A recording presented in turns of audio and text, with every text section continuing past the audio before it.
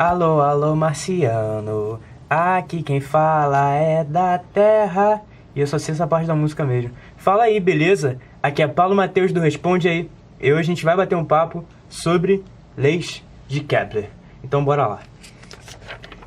Bem, as leis de Kepler, elas são três e são referentes à órbita dos corpos celestes. Bem, o que se tinha antes disso era que os caras acreditavam que a órbita dos corpos, no caso dos planetas, ao redor do Sol, era uma órbita circular. Mas eles se frustravam bastante com isso porque as contas não batiam. E aí as leis de Kepler vieram para trazer uma ideia diferente em relação a isso e ver como de fato o movimento dos corpos celestes se dava. Então bora ver a primeira lei de Kepler. Ela diz o seguinte, ela é a lei das órbitas.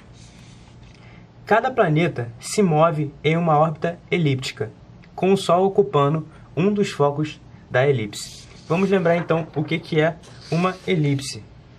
A elipse ela possui dois focos, e uma forma de construir ela em casa, que é bem bacana, é vocês pregarem um prego aqui, beleza? Em dois pontos diferentes, e pegar um barbantezinho aqui, colocar um barbante em volta do prego, e fazer um movimento com lápis que seja limitado por esse barbante. A figura resultante vai ser uma elipse. E ela tem os dois focos, que no caso, para essa prática aí, são os pregos, beleza? Bem, considerando o que Kepler falou, a gente tem essa situação aqui. A gente tem uma elipse e um dos focos está o Sol e os planetas fazem um movimento elíptico, beleza? Agora, o que tem no outro foco? Não tem nada. Kepler não sabia dizer por que as coisas eram assim, mas ele descobriu que eram assim, beleza? Quem foi, de fato, formalizar isso, deixar tudo matematicamente bonitinho, foi Newton. Kepler não tinha base matemática para construir isso ainda, mas ele sabia que as coisas eram assim. E vamos para a segunda lei. Lei das áreas. A linha que liga o Sol a um planeta varre áreas iguais em tempos iguais. Isso aqui é o seguinte. Imagina aqui, ó. O planeta está girando ao redor do Sol. E digamos aqui que no intervalo de tempo ΔT, aqui desse lado ele vai varrer essa área aqui, beleza? E aqui também, no intervalo de ΔT, ele varreu essa área. O que Kepler viu é que essa área aqui, se a gente pintar tudo isso aqui, as duas áreas são iguais. É o que diz. A linha que liga o Sol a um planeta varre áreas iguais em tempos iguais. Mas percebam o seguinte, dá para ver que esse comprimento é menor que esse. Então, se L1 é maior que L2, e o intervalo de tempo é o mesmo, V1 é maior que V2. Então, aí a gente tira de quebra uma conclusão que a velocidade com que o corpo gira ao redor do Sol, que o planeta gira ao redor do Sol, não é constante. Mais do que isso, aqui a velocidade é menor do que aqui. Então o movimento dele seria devagar, aqui ele teria uma aceleração, devagarinho ele acelera, beleza? Esse seria o movimento. E adicionando mais uma coisa, a gente tem aqui dois pontos importantes, que seriam um ponto da órbita em que o planeta está mais perto do Sol e o ponto em que ele está mais distante. O ponto mais perto se chama periélio. Pensa o seguinte, perto, periélio. Afastado, afélio. Então a gente pode concluir que a velocidade no periélio é maior que a velocidade no afélio. Beleza? E como é que a gente comprova isso? Não sendo aqui só jogando isso para vocês, esperando que vocês aceitem cegamente. Vamos pensar no seguinte, conservação do momento linear. Vamos por partes. Imagina que está o Sol e o planeta, ele vai varrer uma areazinha bem pequenininha aqui, ó. Ele vai ter um deslocamento bem pequeno, dr, e vai formar um ângulozinho dθ. Esse deslocamento dr, a gente pode aproximar isso aqui a um triângulo, beleza? Mas bem, a gente sabe que para grandezas em movimento circular, o deslocamento, no caso, a variação no espaço, se dá por variação do ângulo vezes o raio. Então, esse deslocamentozinho aqui dr vai ser r dθ. Já a área, a gente aproxima a um triângulozinho. Vai ter um cateto dr, um cateto r, e a gente descobriu que dr é r dθ. Então, essa área fica aqui o seguinte.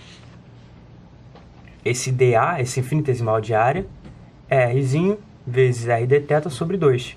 É meio de r ao quadrado dθ. Agora, se eu dividir tudo por dt, ou seja, fazer a derivada no tempo, eu tenho que dA dt é igual a meio de r ao quadrado dθ dt. Dθ dt é a velocidade angular, ômega.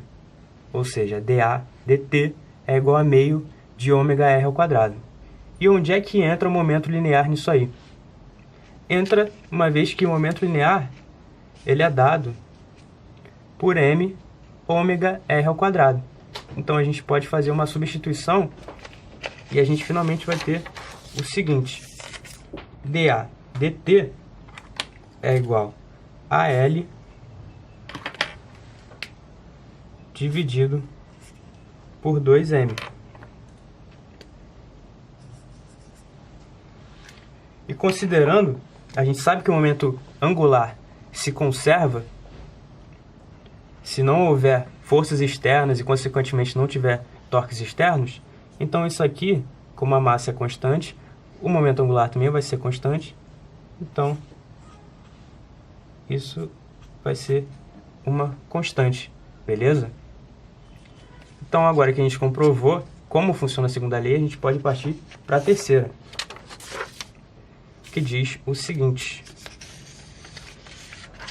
os quadrados dos períodos orbitais dos planetas são proporcionais aos cubos dos semi-eixos maiores das elipses que formam suas órbitas. Como assim? A gente vai usar o seguinte. Vamos pensar em planetas orbitando aqui o Sol, beleza?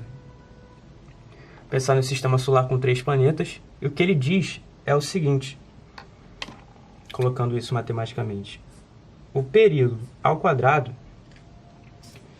dividido pelo semi-eixo maior, que eu vou chamar de A, ao cubo, é igual a uma constante dentro de um sistema solar.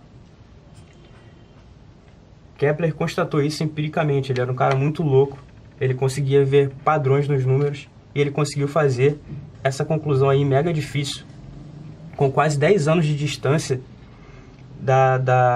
do momento em que ele anunciou sua segunda lei. Então ele chegou a essa conclusão bizarra, mas ele não sabia explicar como. Ele viu então que, por exemplo, se eu tenho aqui a Terra, se eu dividir o período de rotação da Terra pelo semi-eixo aqui maior da órbita dela, eu obtenho uma constante K. Se eu fizer isso com outro planeta, sei lá, Júpiter, eu obtenho a mesma constante K. Se eu fizer com Saturno, com Urano, eu obtenho a mesma constante K. Ele não sabia dizer se isso era válido para outros sistemas solares. Mas aí um cara muito louco, que a gente já conhece, que é o Newton, chegou a essa conclusão, conseguiu explicar isso mais para frente, e a gente vai ver como é que ele explicou isso aí. A gente usando a equação que a gente conhece para o período orbital, a gente comprova essa observação aí. Como? A gente tem que o período ele é igual a 2π raiz de raio ao cubo sobre gm. Se a gente colocar aqui a equação ao quadrado dos dois lados,